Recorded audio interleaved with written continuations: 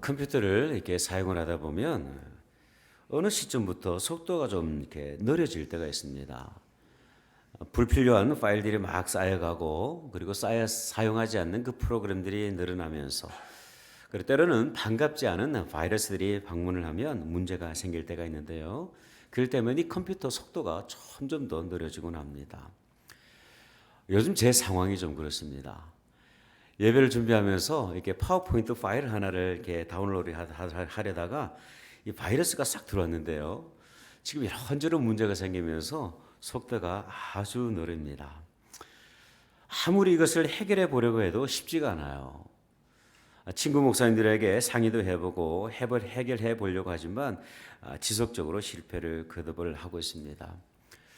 여러분, 이런 문제들이 생길 때 최후의 방법이 하나가 있는데 그게 뭐냐면 이 컴퓨터를 초기화시키는 겁니다. 컴퓨터 기능 가운데 디폴트 세팅이라는 것이 있는데 이 버튼을 딱 누르면 컴퓨터가 출시되던 그 원 상태로 돌아갈 수가 있어요. 여러분, 건물에도 문제가 생길 때가 있습니다. 전기 배선에 문제가 생기고 그리고 플러밍에 문제가 생길 때 꼭 우리가 챙겨봐야 될 것이 있는데 이 건물이 최초로 세워지게 될 때 그 설계 도면을 참조하는 거예요. 이것을 통해서 우리는 문제를 조금씩 해결해 나갈 수가 있습니다. 그렇다면 여러분, 교회에 문제가 생겼을 때는 무엇을 참조해야 될까요? 문제가 너무 쉬워서 답변하기가 어려우시죠? 네. 네, 우리는 성경으로 돌아가면 됩니다. 네. 그 성경은 교회의 시작을 기록을 하고 있는 사도행전이 될 수 있다고 저는 생각을 합니다. 여러분, 예수님께서는요, 이 사도행전을 통하여서 장차 세워지게 될 그 교회의 모습과 교회의 비전을 선언하셨는데요. 우리는 그 모습을 다시 리셋할 필요가 있어요. 우리 교회는 이제 50년의 역사를 준비를 하고 있습니다. 이민교회의 50년 역사, 여러분, 이것은 결코 흔하지 않은 모습입니다. 미국의 한인교회 역사 속에 정말 길이 기록이 될 만큼 참 의미 있는 나이인데요. 근데 여러분, 50년의 역사는 영광스러운 시간이기도 하지만 조금은 조심스러운 시기이기도 합니다. 제가 요즘 이제 곧 50이 돼 가는데요. 몸이 조금씩 아프기 시작합니다. 그 모습이 이제 당뇨라는 그런 증상으로 이렇게 나타나게 되는데요. 세월이 지나면 지날수록 우리 몸에는 그런 안 좋은 증상들이 나타나는 것이죠. 아마 교회도 마찬가지라 생각이 되어집니다. 그렇기 때문에 우리는 이 반세기를 보내는 이 시점에 초대교회, 그 건강한 교회로 돌아가기 위해서 다시 한번 리셋 버튼을 누를 필요가 있다는 사실이죠. 그렇다면 과연 우리가 다시 돌아보아야 될 그 교회의 모습, 교회의 머리 되신 예수님께서 가지셨던 그 교회의 비전의 모습은 무엇일까요? 또 다른 반세기를 준비하고 있는 우리 올랜도 중앙침례교회가 돌아가야 될 그 교회의 모습, 초대교회의 모습은 무엇일까요? 이 교회의 시작과 확장의 역사를 기록을 하고 있는 이 사도행전을 통해서 그 모습을 찾아보기를 원합니다. 첫 번째 우리가 돌아가야 될 그 교회의 모습은 무엇이냐면 하나님의 나라를 경험하는 교회입니다. 여러분, 먼저 이 사도행전의 저자가 누구인지, 수신자가 누구인지 조금 궁금해지는데요. 여러분, 사도행전의 저자가 누구입니까? 사도행전 속으로 성경 공부를 하신 분들은 아마 잘 아실 거예요. 누가복음을 기록한 누가가 이 사도행전의 저자입니다. 예수님의 제자이자 의사였던 누가가 기록한 성경이 바로 이 사도행전인데요. 이 누가는 로마의 관원으로 추측이 되어지는 데오빌로라는 사람에게 서신을 보내게 됩니다. 이 데오빌로라는 사람은 어떤 사람이었냐면 데오라는 이름은 하나님이라는 뜻이고요. 빌로라는 뜻은 무엇이냐면 사랑이라는 뜻을 가지고 있어요. 이 이름을 추측을 해볼 때 그는 로마 관원으로서 하나님을 사랑하던 그런 신실한 믿음의 사람이었던 것으로 추측이 되어져요. 그렇다면 이 사도행전이 담고 있는 내용은 무엇일까? 이 사도행전의 핵심이 되는 그 내용은 무엇일까? 여러분 3절의 말씀을 한번 보시기를 바랍니다. 그가 고난받으신 후에 또한 그들에게 확실한 많은 증거로 친히 살아계심을 나타내사 40일 동안 그들에게 보이시며 하나님 나라의 일을 말씀하셨다 기록을 합니다. 예수님께서 죽음에서 부활하신 후에 40일 동안 제자들에게 친히 나타나셨는데요. 그 기간 동안 예수님께서 이 제자들에게 가르치신 것이 있었는데 그것은 바로 하나님 나라에 관한 일이었습니다. 이것은 사도행전의 기록뿐만 아니라 사실은 복음서의 기록과도 정확하게 일치하고 있어요. 여러분 예수님께서 이 공생의 사역 가운데 처음으로 하셨던 설교를 기억하시는지 모르겠습니다. 마가복음 1장 14절에서 15절은 이렇게 기록이 됩니다. 요한이 잡힌 후 예수께서 갈릴리에 오셔서 하나님의 복음을 전파하여 이르시되 때가 찼고 하나님의 나라가 가까이 왔으니 회개하고 복음을 믿으라 하시더라. 그렇다면 여러분 예수님께서 그토록 바라시고 기대하셨던 이 하나님의 나라, 이 하나님의 나라는 무엇을 의미하고 있을까요? 어떤 분들은 이 하나님의 나라에 대해서 어떻게 이해를 하시냐면 우리가 이 땅에서 육신의 장막을 벗을 때 가는 나라, 영원한 하나님의 나라, 천국으로 해석할 때가 있어요. 그래서 어떤 분들은 이런 말씀을 종종 하십니다. 목사님, 이제 저도 나이가 많습니다. 이제 하나님의 나라에 갈 때가 되었습니다. 그렇게 말씀하시는 분들이 계세요. 여러분 틀린 말씀은 아닌데요. 그러나 절반은 맞고 절반은 틀린 말씀이에요. 하나님 나라의 본질은 무엇이냐면 하나님의 주권과 하나님의 통치가 있는 나라를 의미를 하고 있습니다. 만왕의 왕 되신 그 예수 그리스도께서 통치하시는 나라, 그분이 주인 되시는 나라를 의미를 하고 있어요. 그래서 예수님께서는요 주기도문을 통해서 이렇게 가르치셨던 적이 있습니다. 나라가 임하옵시며 뜻이 하늘에서 이루어진 것 같이 이 땅에서도 이루어지기를 간절히 원합니다. 그렇게 기도하라 말씀하셨어요. 즉 하나님의 나라는요 어떤 나라냐면 예수 그리스도가 계시는 곳, 예수 그리스도의 통치가 있는 곳이 바로 하나님 나라의 본질입니다. 오늘 우리 에바다 목장이 찬양했던 그 찬양 가운데 그런 가사가 있어요. 높은 산이 그친 들이 초막이나 궁궐이나 내 주 예수 모신 곳이 그 어디나 무엇이라고요?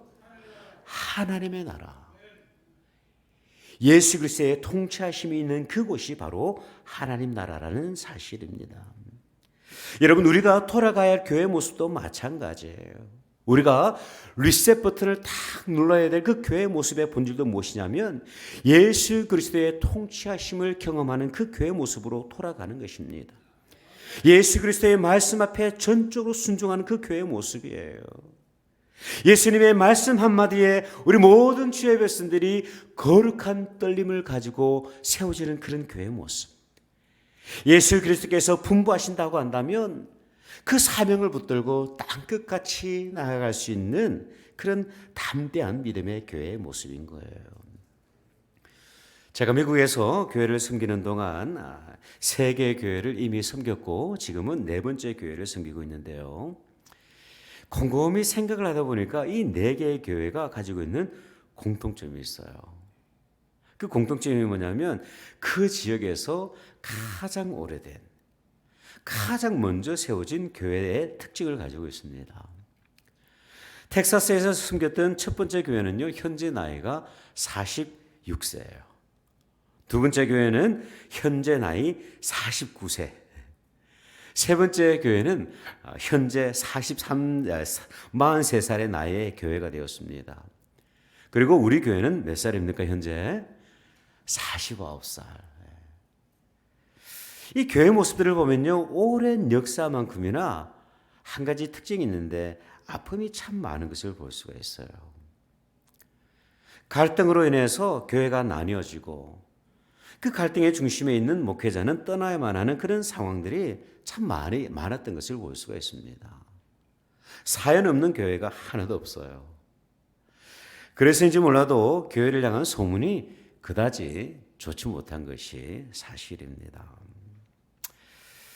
여러분, 이런 우리에게 꼭 필요한 것이 있는데요. 그것은 뭐냐면 교회의 리더십이 예수 그리스도께 있음을 분명히 고백하는 거예요. 우리 안에 갈등이 있고 때로는 나뉘어짐이 있다 할지라도 교회의 주인이 예수 그리스도이심을 분명히 선언할 수 있다고 한다면 우리는 그 갈등 가운데서도 예수의 보혈로 말미암아 하나 되는 은혜를 누리게 될 것입니다. 우리가 구원의 복음을 전하는 것도 참으로 중요하지만 주님께서 그 다스리시는 그 놀라운 은혜를 먼저 우리가 경험을 하는 거예요. 그 그리스도의 통치하심 가운데 기뻐하며 감사하는 모습이 먼저 우리 가운데 경험이 되어지는 거예요. 그 모습을 우리는 열방 가운데 나가서 전하는 것이 우리가 가지고 있는 사명의 모습입니다. 여러분, 교회는 참으로 다양한 사람들이 모이는 곳이에요. 연령이 참으로 다양합니다. 인종도 참으로 다양해요. 신앙의 색깔도 참 다릅니다. 침례교, 장로교, 감리교, 성결교, 순복음부터 시작해서 얼마나 다른 신앙의 색깔을 가지고 있어요. 사실은 우리 교회가 그래요. 그렇기 때문에 갈등의 요소들이 참으로 많이 있습니다. 어떤 분들은요, 찬송을 참 좋아하시는 분이 계세요. 제게 찾아오셔서 목사님, 우리 교회는 그냥 찬송가만 좀 했으면 좋겠습니다 이야기하시는 분들이 계세요. 반면에 또 이렇게 이야기하시는 분도 계세요. 목사님, 요즘 세대는 찬송가 몰라요. 찬송가 부르고 있으면 젊은 사람들 우리 교회 안 와요. 그렇게 이야기하시는 분들 계세요. 참 이러지도 못하고 저러지도 못하고 어렵습니다. 네. 교회가 참으로 다양합니다. 어떤 분은 교회 사역의 우선순위를 선교의 중심을 두어야 된다 그렇게 생각하시는 분도 계시고, 어떤 분들은 목사님 그래도 선교보다는 예배가 우선이 아니겠습니까? 그렇게 제안하시는 분들도 계세요. 그러다 보니까 참으로 다양한 그 갈등의 요소가 늘 교회 가운데 잠재되어 있습니다. 그러나 이러한 갈등의 속에서도 우리는 하나가 될 수 있을까요? 없을까요? 하나 될 수 있어요. 왜냐하면 우리 안에 공통 분모가 있기 때문입니다. 그 공통 분모는 바로 예수 그리스도의 십자가의 보혈이에요. 우리가 막 나눠지려고 하다가도 십자가 앞에 딱 걸어서는 순간 우리는요, 우리의 모습이 작아지게 돼요. 그리고 하나님의 뜻이 무엇인지, 교회를 향하신 하나님의 거룩한 계획이 무엇인지 우리는 비로소 주목하게 되는 것이죠. 분열련에서 그 교회다움을 이뤄가고 있던 고린도 교회를 향하여서 사도 바울이 권면했던 아주 중요한 말씀이 있습니다. 고린도전서 1장 10절의 말씀인데요. 형제들아, 내가 우리 주 예수 그리스도의 이름으로 너희를 권하노니 모두가 같은 말을 하고 너희 가운데 분쟁이 없이 같은 마음과 같은 뜻으로 온전히 합하라. 여러분, 우리 모두가 같은 말을 할 수 있는 이유, 우리가 분쟁 없이 살아갈 수 있는 이유, 하나님 안에서 마음과 같은 뜻으로 온전히 합할 수 있는 그 이유가 있는데요. 그 이유는 바로 예수 그리스도의 이름 때문입니다. 예수 그리스도의 이름을 의지하여서 우리가 하나가 되고 하나님의 나라를 선포하는 것입니다. 그 예수 그리스도의 통치하심을 우리가 경험함으로 말미암아 그 통치하심의 그 은혜를 열방 가운데 선포하게 되는 것이죠. 여러분, 교회다움은 어디서부터 시작이 되냐면 예수 그리스도의 임재로부터 시작이 됩니다. 이것이 바로 50년의 역사를 내다보고 있는 우리 교회가 반드시 돌아가야 될 곳이에요. 예수 그리스도의 임재가 있는 곳, 그 예수 그리스도의 임재를 인식하며 살아가는 그 교회, 또한 그 그리스도의 통치를 세상 가운데 선포하는 교회가 우리가 돌아가야 될 교회의 모습인 거예요. 두 번째, 우리가 리셋해야 될 그 교회의 모습은 무엇이냐면 선교적인 사명을 감당하는 교회입니다. 저는 예수 그리스도의 통치하심이 있는 곳이 하나님의 나라라고 말씀을 드렸어요. 그렇다면 여러분, 이 하나님의 나라는 어디서부터 경험되어지고 실현되어져야 될까요? 이 예수 그리스도의 다스림은 어디서부터 경험이 되어야 될까? 오늘 본문 8절은요, 이렇게 기록이 되고 있어요. 우리 다 같이 8절의 말씀 한번 읽어보기를 원합니다. 시작.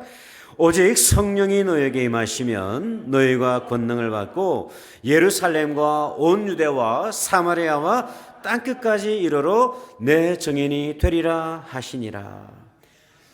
여러분, 예수 그리스도께서 선포하신 그 하나님의 나라는 점점 더 조금씩 확장되는 것을 볼 수가 있어요. 가장 먼저 이 그리스도의 통치하심은 어디서부터 시작이 되냐면 예루살렘입니다. 여기서 예루살렘은 제자들이 살아가고 있는 그 예루살렘, 지역적인 현장을 의미를 하고 있어요. 우리로 비유해서 말해본다고 한다면 제가 살고 있는 롱우드, 그리고 우리 교회가 존재하고 있는 올랜도가 될 수가 있겠죠. 그리고 조금 더 확장이 되는데 온 유대, 그리고 여기서 조금 더 확장이 되어집니다. 어디로 확장이 될까요? 사마리아. 여러분, 이 사마리아가 어떤 땅입니까? 사람들이 별로 좋아하지 않는 땅이에요. 유대인들이 멸시하고 외면하던 그런 땅이었습니다. 사람들이 꺼려하던 땅, 결코 가고 싶지 않은 땅, 그곳을 이게 사마리아가 의미를 하고 있어요. 근데 여러분, 그곳에도 그리스도의 복음을 우리가 가지고 나아가야만 합니다. 여기서 끝이 나지를 않아요. 어디까지 나가야 합니까? 땅 끝까지. To the ends of the earth. 우리가 살고 있는 곳에서부터 땅 끝까지, 하나님의 창조의 영역에 미치는 모든 열방까지 예수 그리스도의 통치를 전파하는 것이 우리가 가지고 있는 사명이에요. 여러분, 이 사명을 감당할 때 우리가 꼭 기억해야 될 것이 있는데, 그것은 뭐냐면 저와 여러분이 증인이 되어야 한다는 사실입니다. 증인. 예루살렘에서 유대로 그리고 사마리아로 땅끝같이 나아가는 것이 참으로 중요합니다만은, 나가는 것이 중요한 것이 아니라 사실은 더 중요한 것이 뭐냐면 증인으로 살아가는 것이 참으로 중요합니다. 성경 원어를 보니까요, 마르투레스라는 단어를 사용을 하고 있는데, 이 증인이라는 단어를 설명을 할 때 마르투레스 단어를 사용을 하고 있는데, 이 단어는 조금은 무거운 단어예요. 쉽게 설명할 수 있는 그런 단어가 아닙니다. 이 단어에서 파생이 된 영어 단어가 하나가 있는데, 순교자라고 하는 martyr라는 단어가 이 마르투레스라는 단어에서 파생이 되었어요. 다시 말하면 주님께서는 이 교회를 향하여서 어떤 사명을 주셨냐면 정인의 사명을 주셨는데, 그 정인의 사명은 순교적인 사명을 의미를 합니다.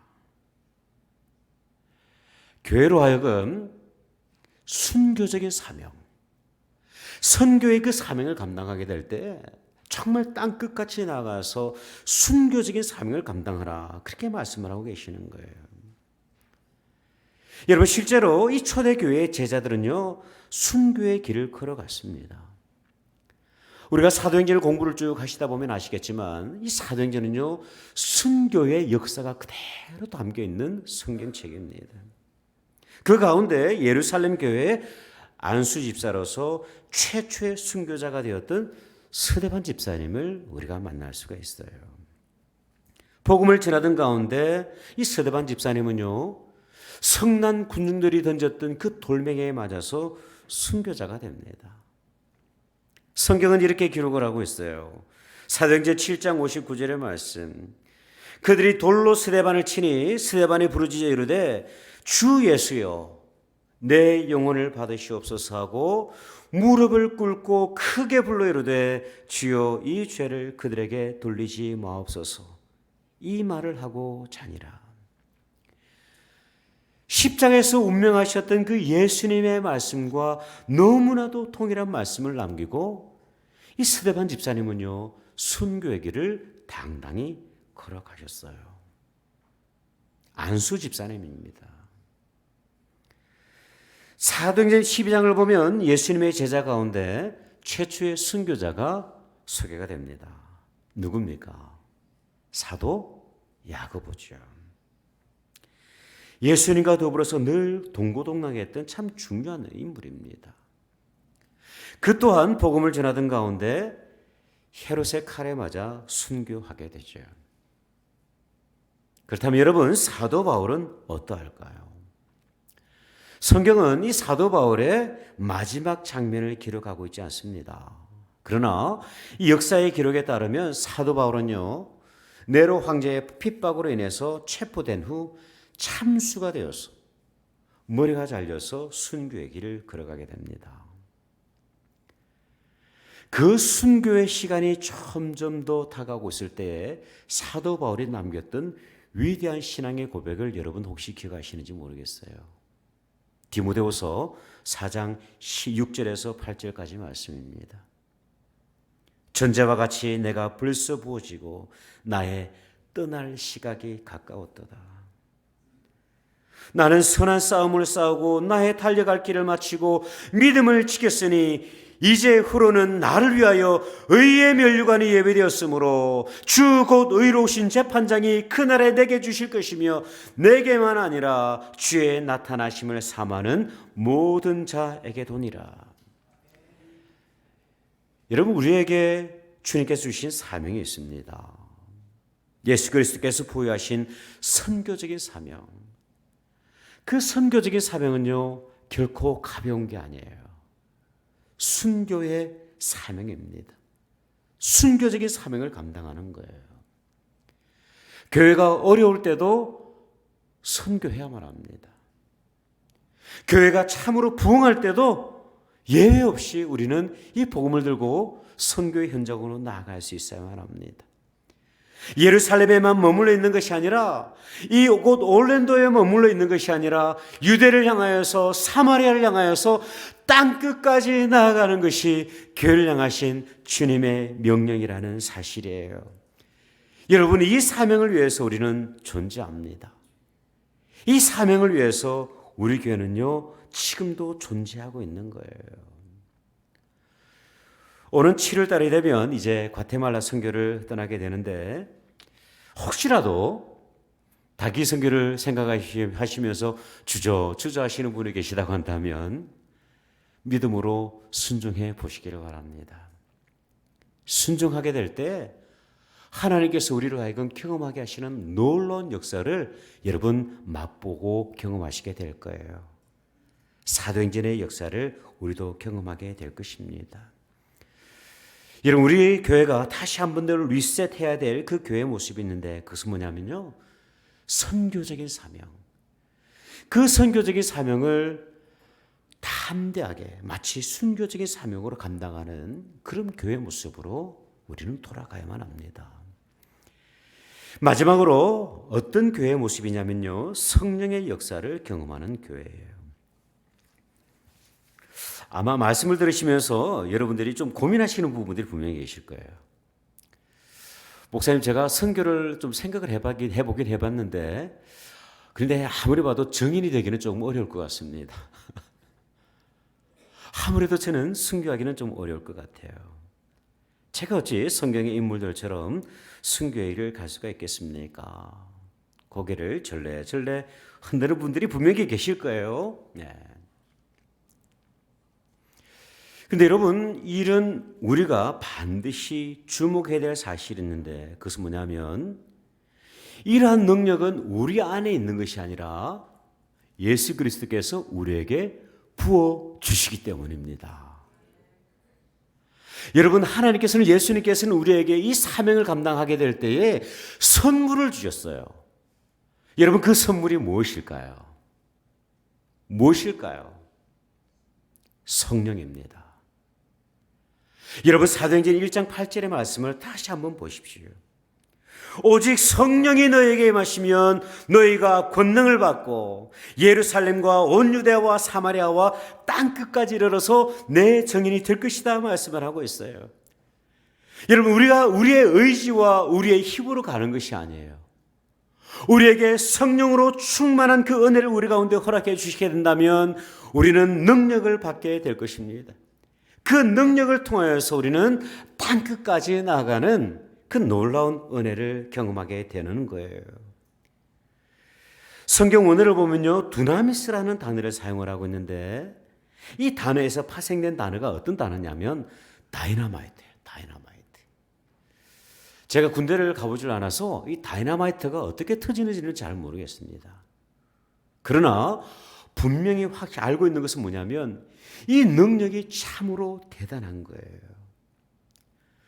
여러분, 성령께서 우리의 삶을 주장해 주시고 우리의 삶 가운데, 우리의 사명 가운데 역사해 주시게 될 때 우리는요, 어떤 능력을 얻게 되냐면 이 다이너마이트와 같은 그런 능력을 얻게 되는 거예요. 여러분, 제자들이 이 성령을 기다렸습니다. 주님께서 성천하신 그 이후에 이 마가 다락방에서 모여 기도하던 그들이 성령을 받게 됩니다. 그리고 그 성령의 충만함을 입었던 그들이 흩어지기 시작을 해요. 유대로 흩어집니다. 사마리아로 흩어집니다. 그리고 소아시아로, 유럽으로, 북미로, 아시아로, 그리고 그 복음은요, 어디까지 도착하게 되냐면 동방의 조용한 나라, 대한민국까지 도착하게 되었어요.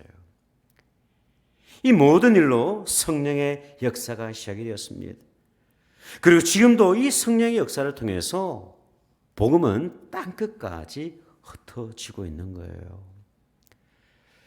여러분, 우리가 이 정인의 삶을 살 수 있는 이유, 우리 교회가 이 정인의 사명, 순교적인 사명을 감당할 수 있는 이유는 우리 가운데 성령께서 역사하고 계시기 때문입니다. 또한 그분의 능력을 우리가 신뢰하게 될 때 우리는요, 사도행전 29장의 또 다른 역사를 써내려가게 될 것입니다. 아프리카 선교의 시작을 알렸던 데이비드 리빙스턴이라는 분을 아마 아실 거예요. 이분이 밀림인 지역에서 사역을 하셨는데 그 정글 지역에서 사역을 하던 가운데 수차례 목숨을 잃을 뻔하셨습니다. 그런데 단 한순간도 이 선교를 포기하지 않았어요. 그 비결에 대해서 많은 사람들이 질문했습니다. 어떻게 해서 지금 이 순간까지 그 위대한 사명을 감당할 수 있었습니까? 이때 데이비드 리빙스턴이요, 이렇게 대답했다고 하죠. 단 한 가지입니다. 위험할 때나 어려울 때나 저는 늘 이것을 생각했습니다.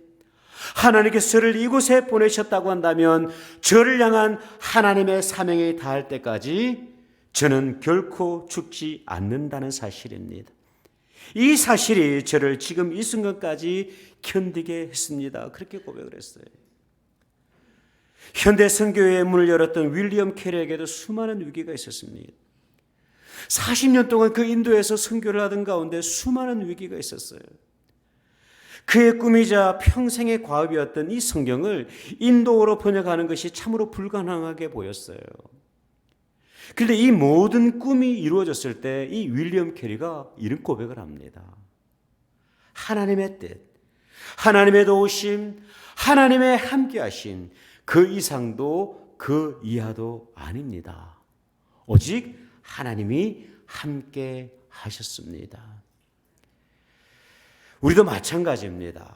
우리가 하나님의 도우심을 의지하게 될 때 우리는 하나님의 나라를 경험하는 교회가 될 것입니다. 하나님의 도우심을 의지하게 될 때 우리는요, 순교적인 사명을 감당하는 선교적인 교회가 될 것입니다. 하나님의 도우심을 우리가 참으로 의지하게 될 때 우리는 성령의 역사를 경험하는 교회가 될 것입니다.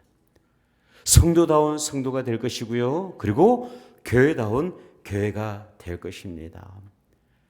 저 여러분이 몸담고 있는 우리 올랜도 중앙침례교회가 다시 한 번 더 사도행전적인 교회로 리셋되어 주시는 은혜가 임하시기를 주님의 이름으로 축원드립니다. 기도하겠습니다.